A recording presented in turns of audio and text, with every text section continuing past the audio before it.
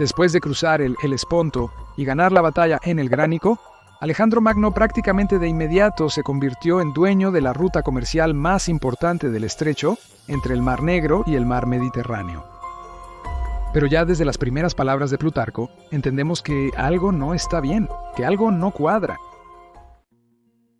Hola, les habla Época de la Desconfianza y sin más preámbulos continuamos con nuestro relato. Después de la muy extraña y ambigua batalla en el río Gránico, Alejandro giró a sus tropas hacia donde debió ir desde el principio, al mar Mediterráneo, para capturar las principales ciudades portuarias. Prácticamente todas se rindieron sin luchar, solo Halicarnaso y Mileto ofrecieron resistencia. No hay mucho que contar sobre Mileto.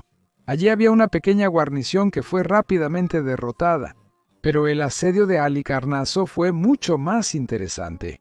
Plutarco, en su biografía de Alejandro, usando su excusa inicial, no escribe nada sobre este asedio.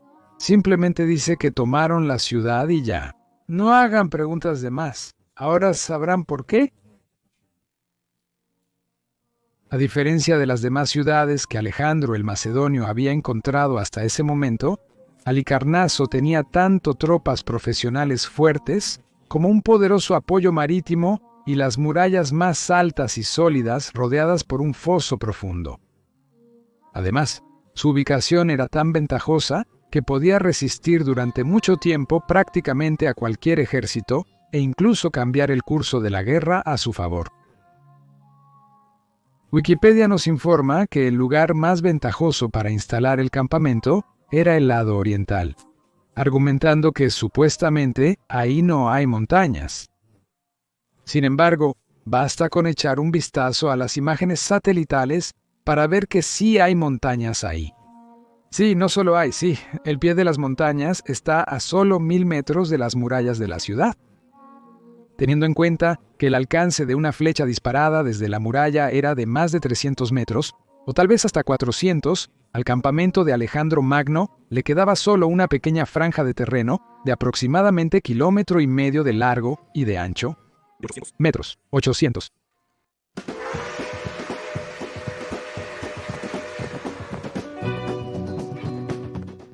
Un ejército de 45,000 podrá ubicarse en él si a cada soldado se le asignan unos 20 metros cuadrados. Eso no es mucho, considerando los trenes de suministros, los caballos, las armas de asedio, sin mencionar las viviendas temporales. Bueno, está bien.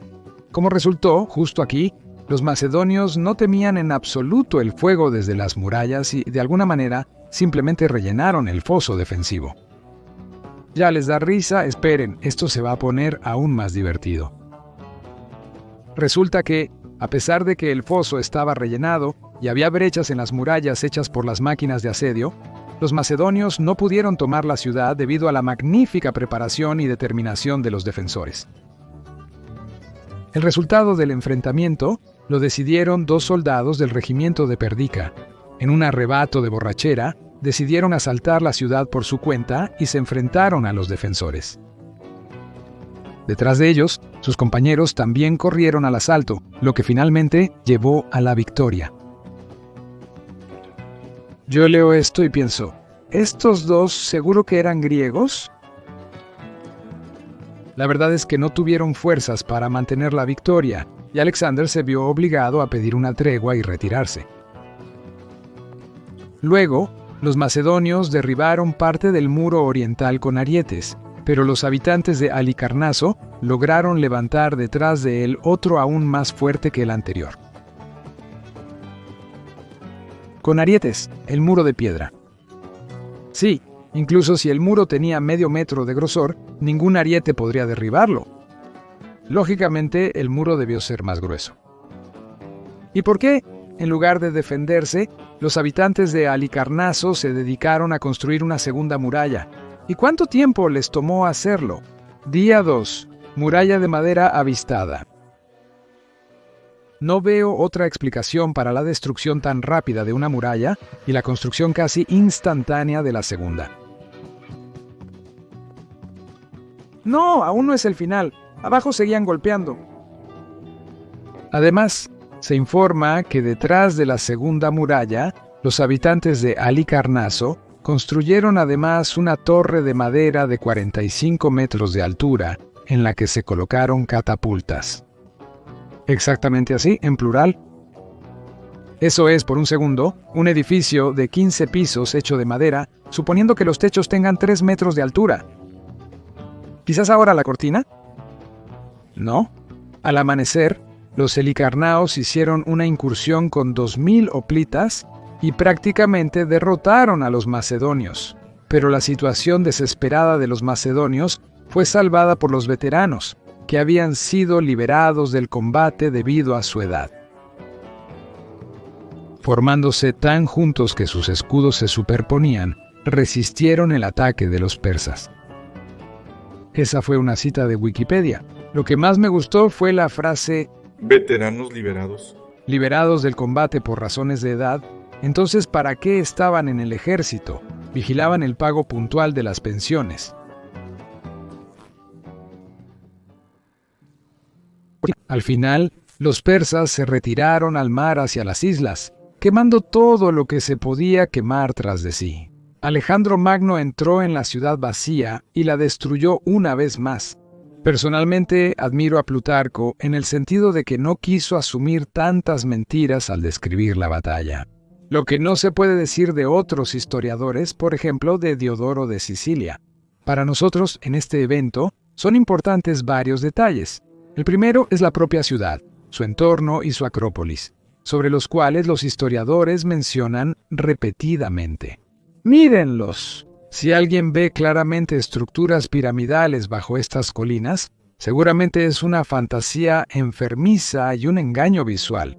Así como esta cueva, que más bien parece una puerta que conduce al interior de la colina, y estos molinos que están en la cima. La segunda toma de la ciudad fue importante en sí misma, por razones desconocidas. Ningún historiador menciona estas razones. Aquí claramente ocurrió algo que no encaja en las definiciones canónicas, y por eso la mayoría de los historiadores simplemente mintieron descaradamente, y Plutarco ni siquiera quiso involucrarse con esta historia. Tri Alexander claramente iba con prisa a algún lugar. De otra manera, no se podía explicar el hecho de que él dejó en su retaguardia a un ejército fuerte e invicto y siguió adelante, dejando solo 3.500 hombres. Asediar a la pequeña parte de defensores que quedaban en la Acrópolis y luchar contra el ejército de Memnón, que por cierto, todavía le causó problemas durante mucho tiempo, mientras que la diminuta Acrópolis resistió el asedio durante todo un año más. Bueno, volvamos a Plutarco. Alejandro avanzaba rápidamente a lo largo de la costa del mar Mediterráneo.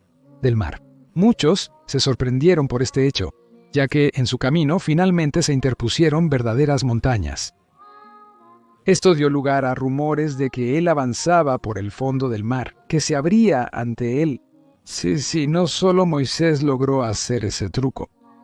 Sin embargo, para ser justos, Plutarco dice que el propio Alejandro no habló de ningún milagro, y que en respuesta a la pregunta, simplemente dijo que pasó por una especie de escalera, un sendero secreto, saliendo así directamente a la ciudad de Facélida.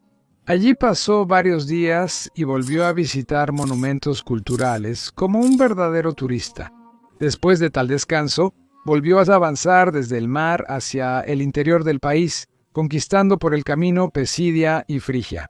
Luego tomó la ciudad de Gordio, donde se encontraba el famoso carro con el nudo que nadie había logrado desatar. La leyenda dice que Alejandro simplemente cortó este nudo, de donde proviene la expresión cortar el nudo gordiano. Sin embargo, Plutarco escribe que en realidad Alejandro resolvió este problema de una manera bastante ingeniosa. Luego Alejandro conquistó Paflagonia y Capadocia. Bueno, en general se divertía como podía. ¿Y qué estaba haciendo todo este tiempo el rey persa Darío, Él ya se había enterado de las atrocidades de Alejandro y avanzaba con un enorme ejército hacia el mar. Y aquí surgió otra pregunta, que parece no ser tan obvia. Por un lado, observamos cómo durante casi un año Alejandro cometió atrocidades en el territorio de Persia y lo hizo prácticamente sin castigo. Nadie vio su desembarco a través del Helesponto. Casi todas las ciudades se rindieron sin luchar y el único ejército que salió a su encuentro en el campo era 2 veces menor, alrededor de 20.000 contra 45.000. Pero recordemos que los ejércitos persas, que periódicamente llegaban a Grecia, eran enormes, a veces casi de 1 millón de hombres. ¿A dónde se fueron todos ellos? Plutarco informa que casi todo el ejército estaba con Darío y contaba con unos 600.000 soldados. Pero entonces surge una segunda pregunta. El ejército normalmente se mantiene donde se espera el mayor peligro, o bien donde se pueda llegar fácilmente y con la misma rapidez a cualquier frontera del país, o, como otra opción, donde pueda sobrevivir tranquilamente a una catástrofe global, para que luego, saliendo del refugio, pueda entrar en contacto de combate con el enemigo. El ejército de Darío se encontraba en la frontera más sureste del imperio persa. Así que saquen sus propias conclusiones sobre por qué estaba allí sola. Tal vez ustedes tengan una opinión diferente. Pero de todos modos, 2 ejércitos se acercaban inexorablemente el uno al otro. El ejército de 45.000 hombres de Alejandro y la armada de 600.000 de Darío. Y ya casi no queda nada entre ellos, pero de nuevo comienza el circo con los caballos.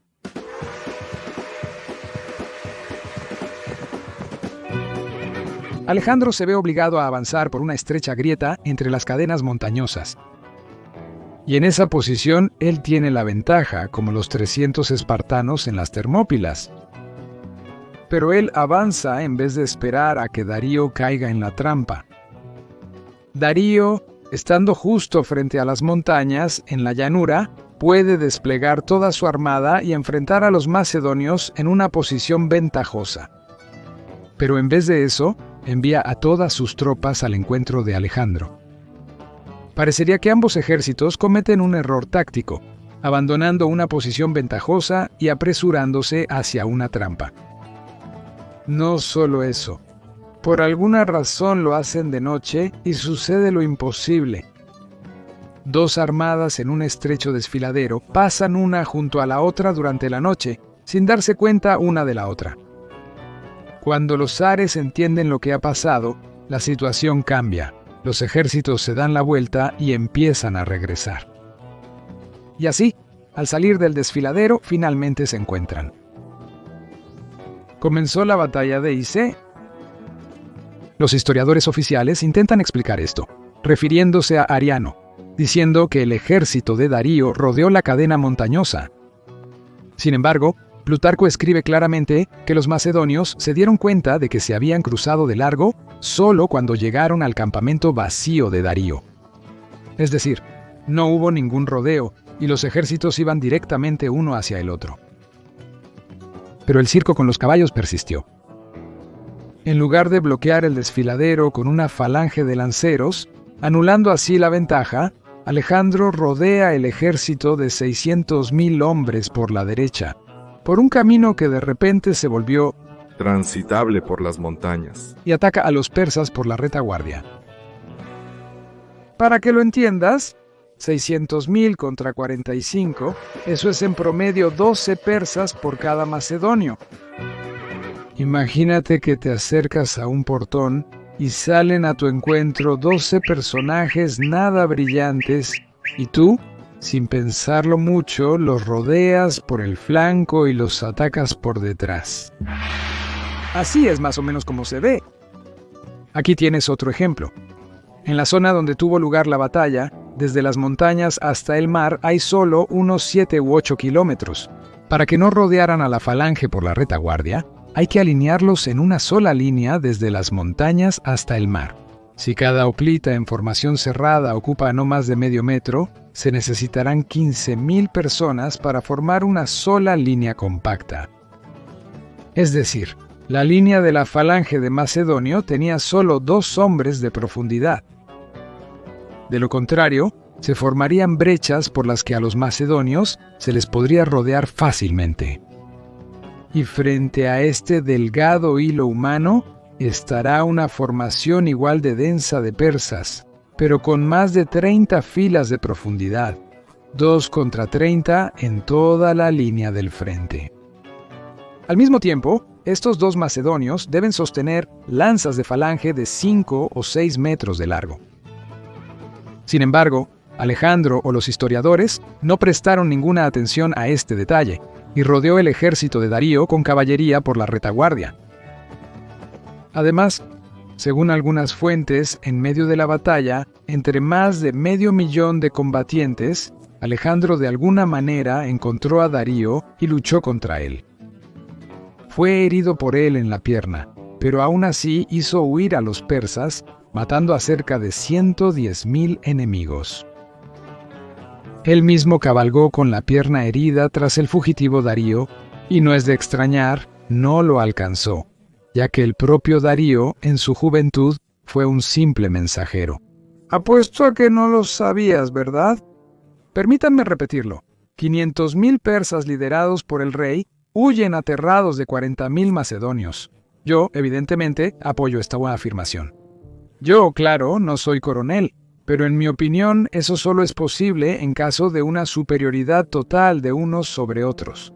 Por ejemplo, si cada macedonio estuviera armado y blindado y cada persa estuviera desarmado y desnudo, es decir, no sería un ejército, sino una multitud de refugiados desarmados.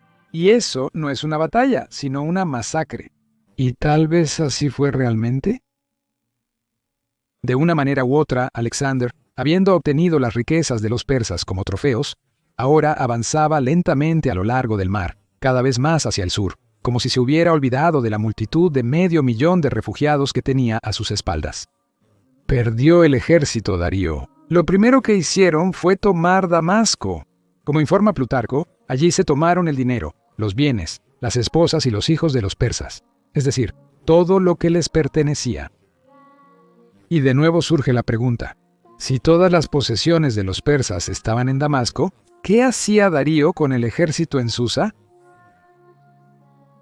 La única explicación que personalmente me aclara de alguna manera todo este circo con los caballos es que Darío estaba reuniendo a la gente que sobrevivió después de alguna catástrofe global, con el objetivo de trasladarlos a un lugar más adecuado para vivir. Es decir, esos 600,000 persas eran habitantes comunes, naturalmente refugiados con sus pertenencias, esposas e hijos, a quienes los preparados antidisturbios de Alejandro simplemente dispersaron como si fueran gatitos. Por cierto, no es sorprendente que precisamente el mensajero, quien aparentemente debía recorrer el imperio destruido en busca de sobrevivientes, se convirtiera en el rey Darío. Esta conclusión se impone por sí misma. Una confirmación adicional de esto la da la prisa con la que el joven Alejandro se apresuró a atacar Persia. Él sabía que tenía que actuar lo más rápido posible antes de que los sobrevivientes se organizaran. También sabía que, aunque tenía 500,000 de enemigos a sus espaldas, no representaban ninguna amenaza para él. Y luego Alexander empezó a actuar exactamente como debía hacerlo. Plutarco ocupó todo el territorio costero fértil, incluyendo también el Egipto, que de repente quedó despoblado. Plutarco menciona repetidamente a una deidad sin nombre que ayudaba a Alexander a tomar decisiones. Pasó el tiempo, Alexander ocupó Egipto, fundó Alejandría y en general la vida empezaba a mejorar.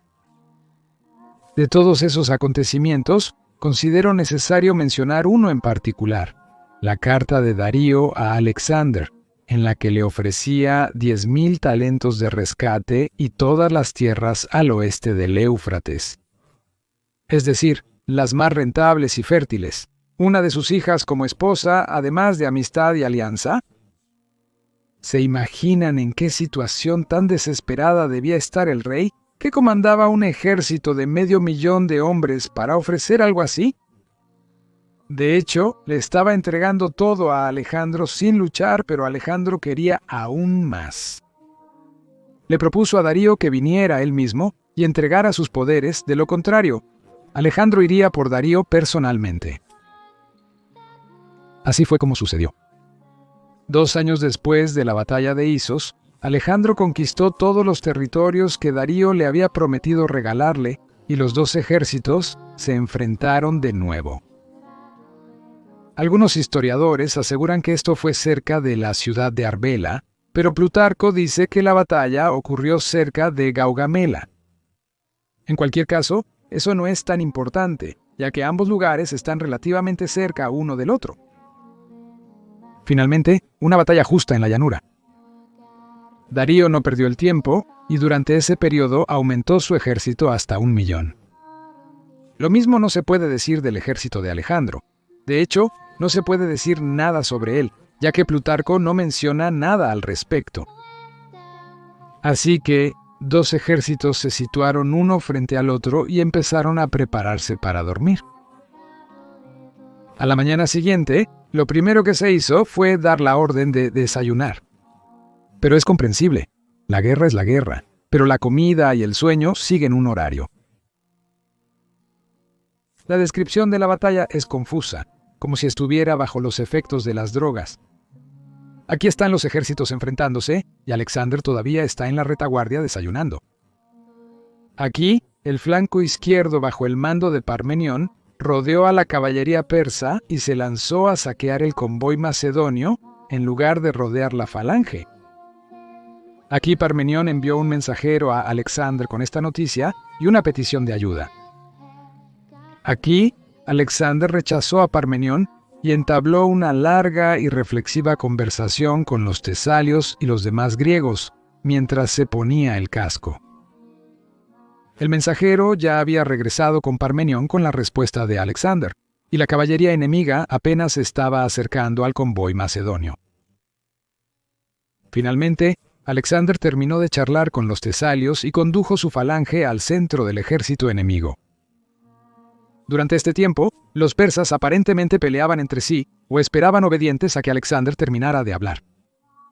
La falange atravesó a los persas como un cuchillo a través de la mantequilla y se dirigió directamente hacia Darío.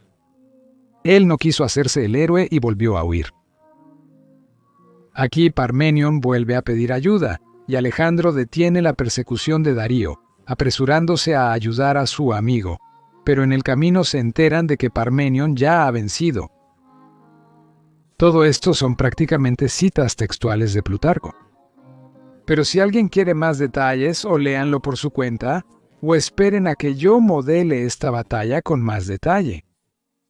Yo después de esto aún respeté más a Plutarco, quien de manera demostrativa se niega a transmitir los más mínimos detalles de las batallas, como si no quisiera participar en una mentira completamente sucia.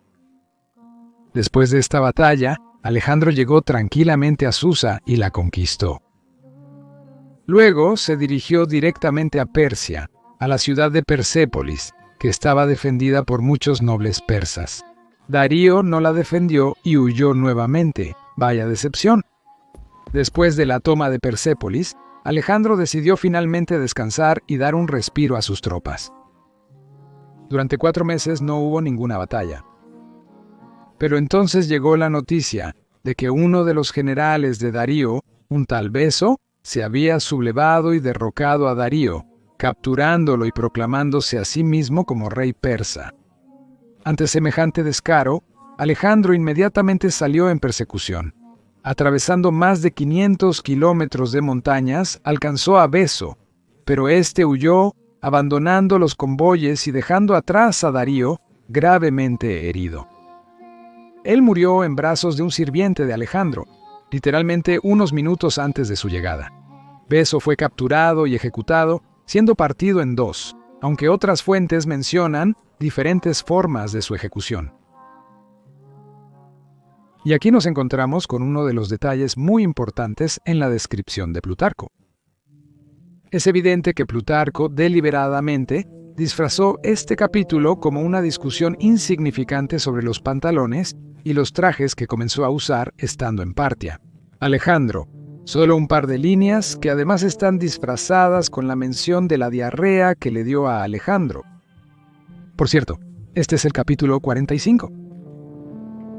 Aquí Plutarco menciona por primera vez que es una cita. Poco después Antes de los eventos descritos, de los acontecimientos aquí. Sufriendo de diarrea, cruzó el río Aexar, que fue aceptado por Satanás, y haciendo huir a los escitas, los persiguió a caballo durante 100 estadios completos. Realmente, ¿quién entre las menciones de pantalones bombachos y diarrea prestará atención al hecho de que Alejandro luchó contra los escitas en la región del río Tanais? ¿Y cómo pudo confundir un río en el que nunca estuvo con otro río, en el que supuestamente tampoco estuvo nunca? Y además luchando contra los escitas con quienes nunca luchó. Supongo que alguien seguramente tomará esta información como arma, escudándose en que supuestamente proviene de fuentes abiertas. En el siguiente capítulo 46, Plutarco vuelve a enfatizar que la cita. El propio Alejandro, en una carta detallada a Antípatro, dice que el rey de los escitas le dio a su hija como esposa. Pero justo después de esto, como si cubriera esta información con las palabras de Lisímaco, dichas varios años después, sobre que estos supuestamente son invenciones. Con esto termino la segunda parte del análisis de la vida de Alejandro. Pero esto aún no es el final. Continuará. Amigos, todos podemos equivocarnos. Y si ven un error en mi lógica, no duden en dejar un comentario enojado debajo del video, de manera clara, correcta y sin titubear.